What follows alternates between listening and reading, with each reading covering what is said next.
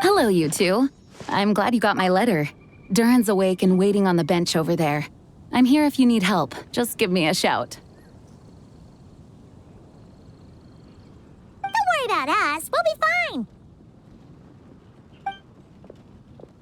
Oh, hey, you two. I just remembered what happened right before I passed out. Thanks for holding me back. I shudder to think what might have happened if you hadn't. I'm fine now. It's just... a lot of people seem to have forgotten me. Don't worry. We'll figure out a way to fix this. Why don't you start by telling us what happened? It felt so strange. After I realized no one recognized me anymore, I suddenly felt like I'd completely lost contact with my body. Abyssal power lies sealed within this body I inhabit. So when I lost my connection to it, I lost control of that power too. It wasn't until I heard everyone calling my name that I was able to reconnect with my body. You lost contact with your body? Does that mean there's something wrong with it? Sounds like we need Albedo more than ever. I don't think the problem lies in Albedo's alchemy. Huh. But then, why are people forgetting you? Guess that's what we need to figure out. That means we need Alice for sure. But it's been ages and she still hasn't been in contact.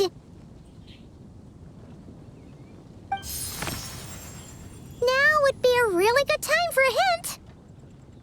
How could the story's budding branches even hope to reach beyond the towering walls?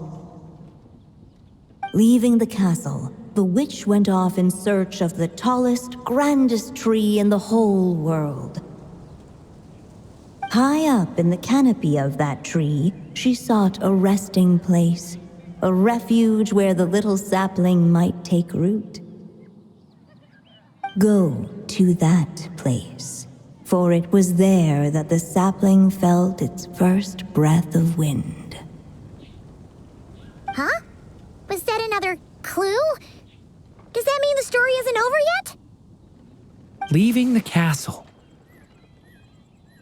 It just occurred to me, if this story is all about my own experiences, then wouldn't what happened after I left Simulanka be part of it too? But how could she possibly know exactly what would happen? And even if she did, how could we know when the story was complete?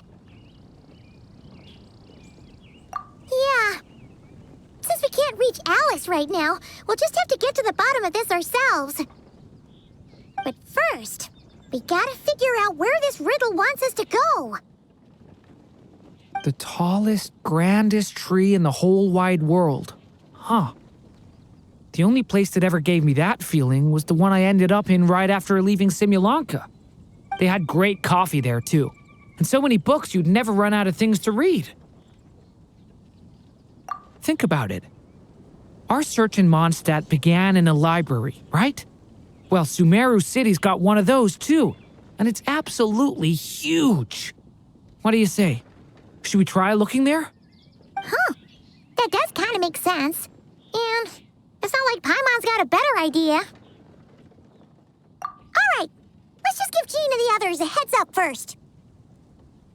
Well, it sounds like you've got a plan, so I won't interfere. All I ask is that you stay safe.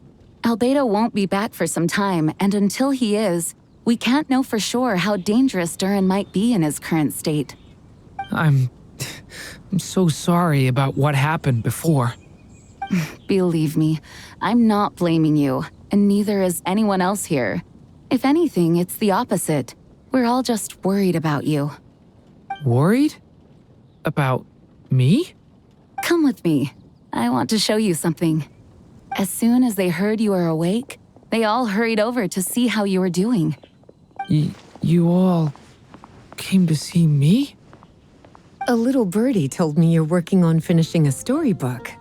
So maybe all those people losing their memories is just a plot twist waiting to be resolved. Miss Lisa, you always seem to know how to put my mind at ease. Please, everyone, don't worry about me. When I get back, I'll find a way to complete my mother's story, and the one we started, too.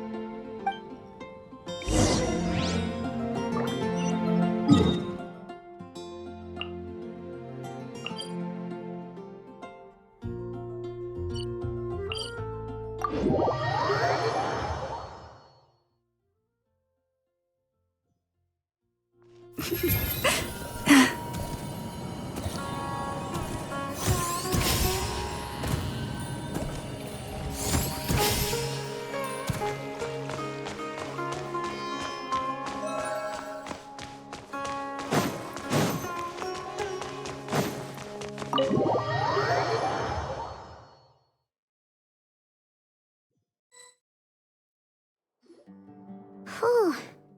After the library hunt in Mondstadt, it's not as if Paimon was expecting this to be easy. But this... yeah... this is something else. Where do we even begin? Even the clue this time seemed kind of cryptic. Yeah. Guess the best we can do is stay on the lookout for more weird things going on.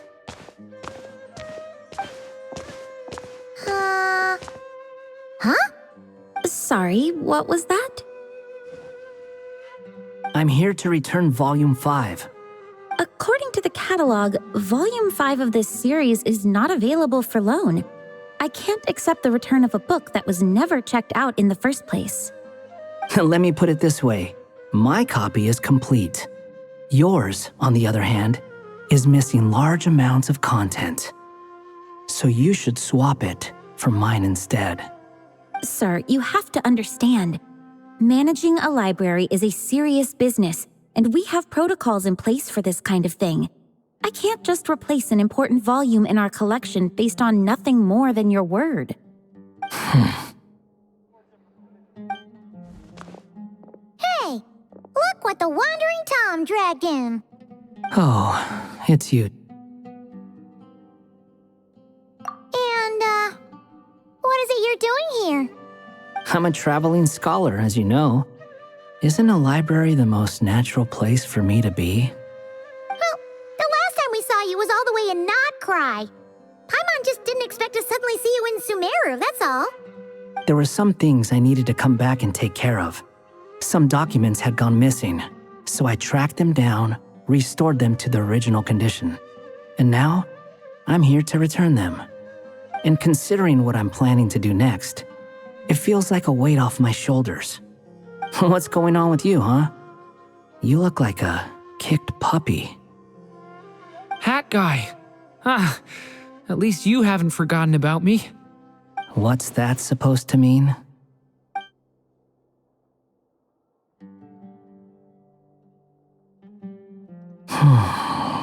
So it's been getting worse. Sounds like you know something we don't. After he left Simulanka, he spent some time traveling Sumeru with me.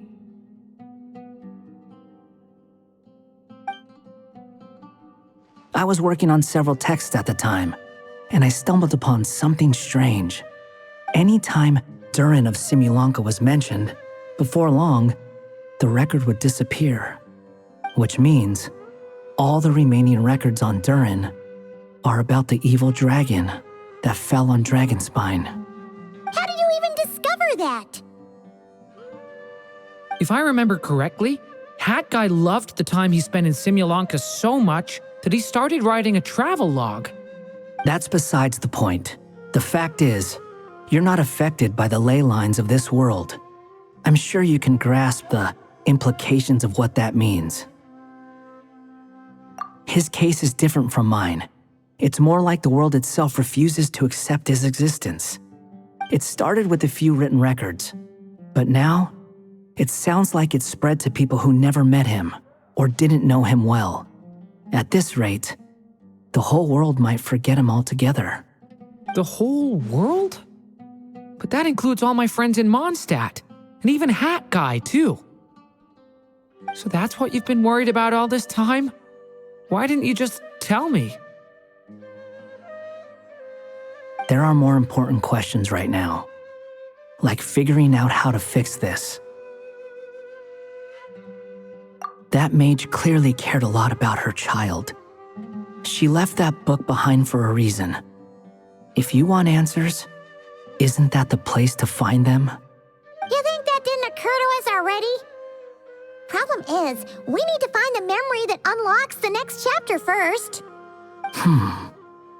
Mind if I take a look? I just want to know what secrets this book is hiding. Besides, I've run into a bit of red tape, so I've got time. Of course. Be my guest.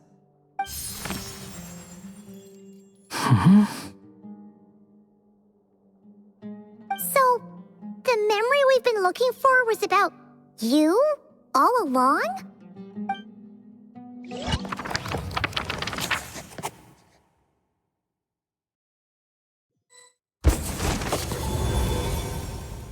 The little dragon became companions with a stray cat with dark blue fur.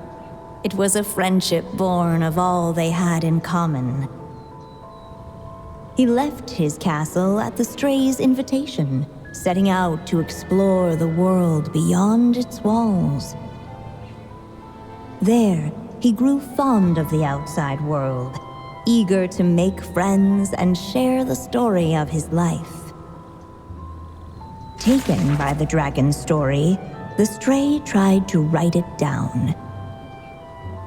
But he soon realized that no matter how he tried, it would always warp into the evil dragon's tale.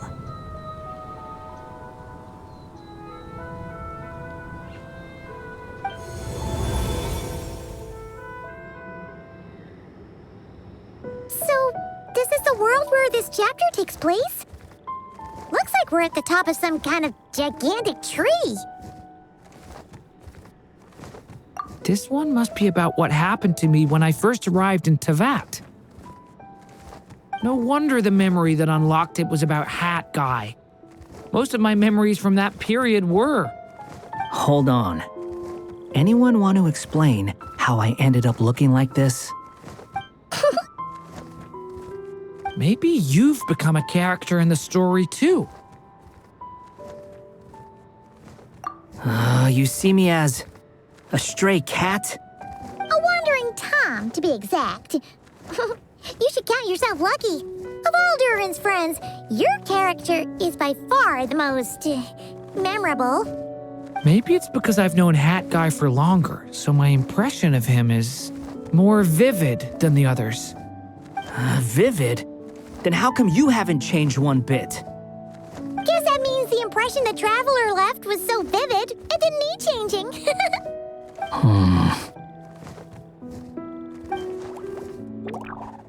Hello, everyone!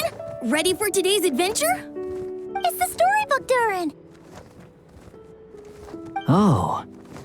So you're not playing yourself in this one? Does that mean the two of you have even more memorable roles to play? Where are we going today, kitty cat? Whatever. Just follow me. Same as always. Okie dokie! Can we chat along the way? If you have something to say, just say it. Was that seriously how the two of you communicated when you first got here? Yep. Anyway, how do we get ourselves out of here? Usually, the narrator gives hints to help us figure out what to do. Speaking of which, about time we got some of those, don't you think? The story's vines had woven themselves together into a giant tree, the boughs of which a little storyless dragon now paced, homeless among its leaves. He had to find a way to leave this place and set off in search of a home of his own. If he stayed, the world would erase him from its memory altogether. to leave this place. But where am I supposed to go? The little dragon felt completely lost. Just like the vines, the road ahead branched off into different directions, twisting and turning before disappearing into the mist. But as luck would have it, a prophetess waited up ahead. Perhaps she might know where each path might take him.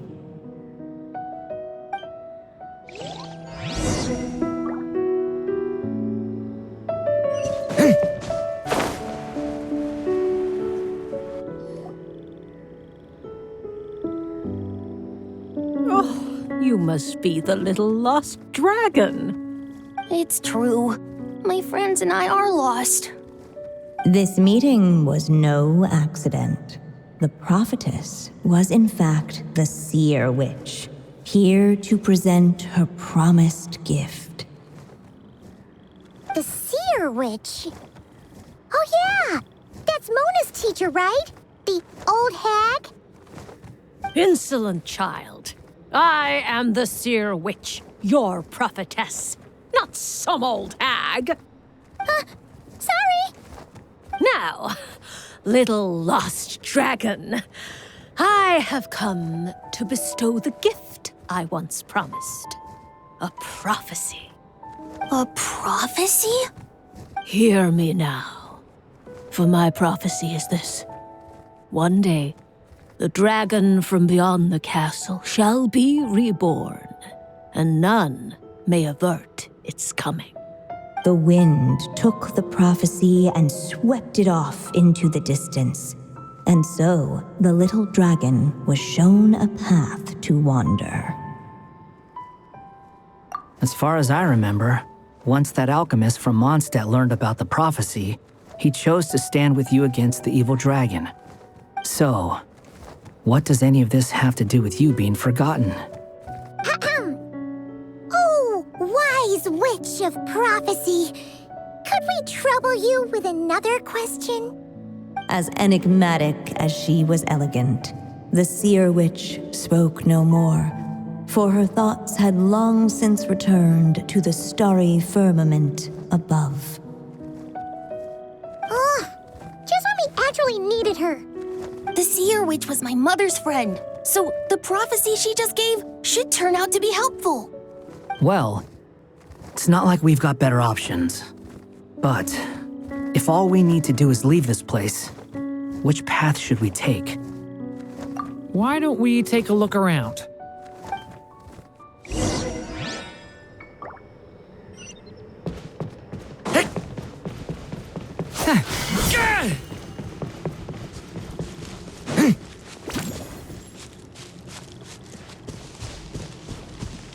The wind kept blowing, but the little dragon had not yet resolved to follow it. Before him lay a foggy path, and where it might lead he could not tell.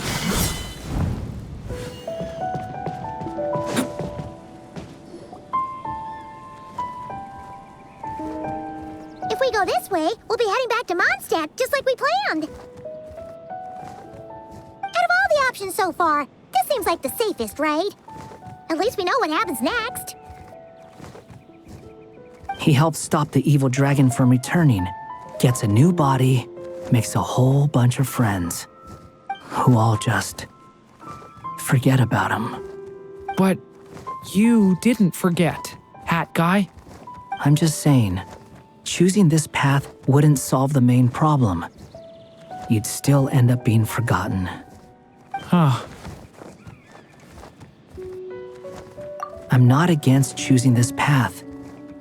I just wonder what secrets it might be hiding. Let me think about it.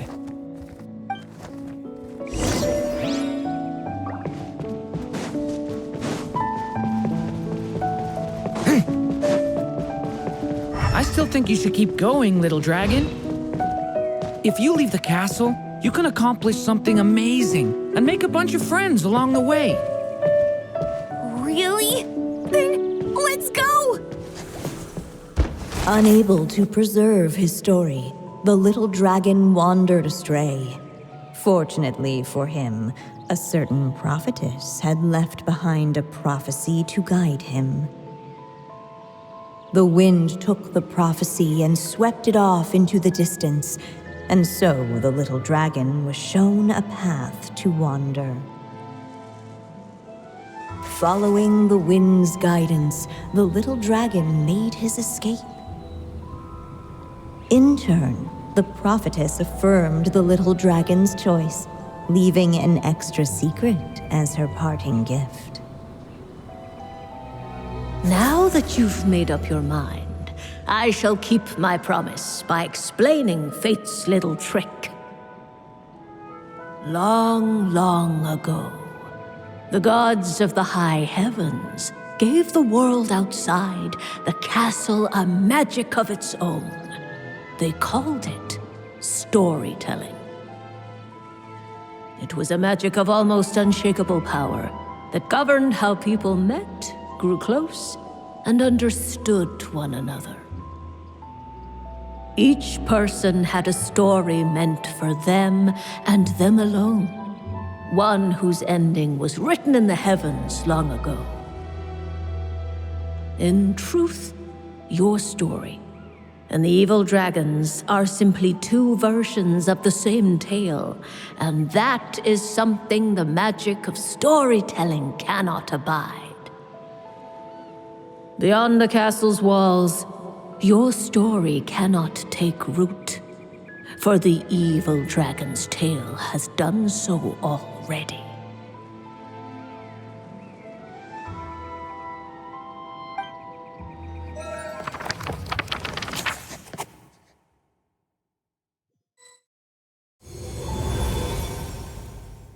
So, that was the secret?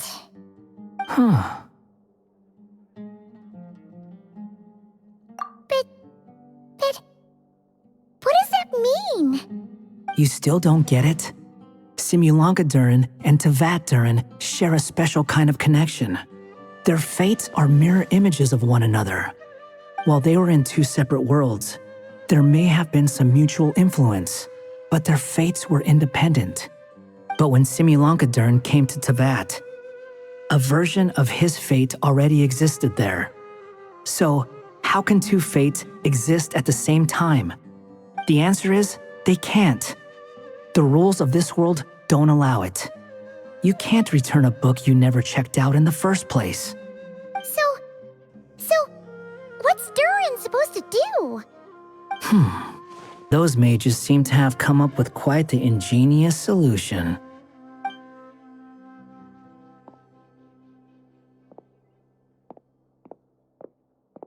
I'm here to make a return. As I said, there's no record of Volume 5 of this series ever being checked out. Then just think of this as Volume 6. Based on what I know, the author was planning on publishing another volume anyway.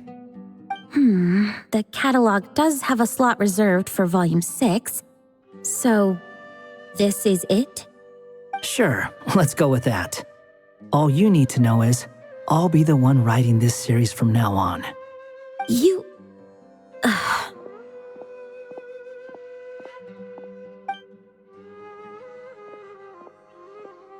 What are you up to this time? Remember the red tape I mentioned before? Well, I just took care of it. Now, I guess you'll be off to see your alchemist friend? It should be pretty obvious by now. He has the answers you're looking for. Well, we do have a whole bunch of things to confirm with Albedo, that's for sure. But didn't Jean say he'd be gone for quite a while? I'll join you. Just let me know when it's time to go. Hat guy? Don't sound so surprised. I'm part of this story too, aren't I? I'm just playing my role. Well, yeah. But it's not that. I just feel like you want to help, but something's holding you back. When I first realized you were being forgotten by the world, I thought it might be because you spent too much time with me. I even thought cutting our ties might be the only way to fix it. Why would you think that?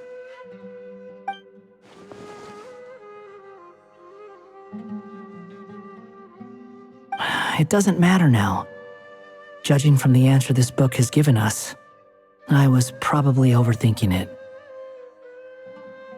Just as well, with the ley lines rejecting him like this, the people who still remember him are his only remaining connection to this place.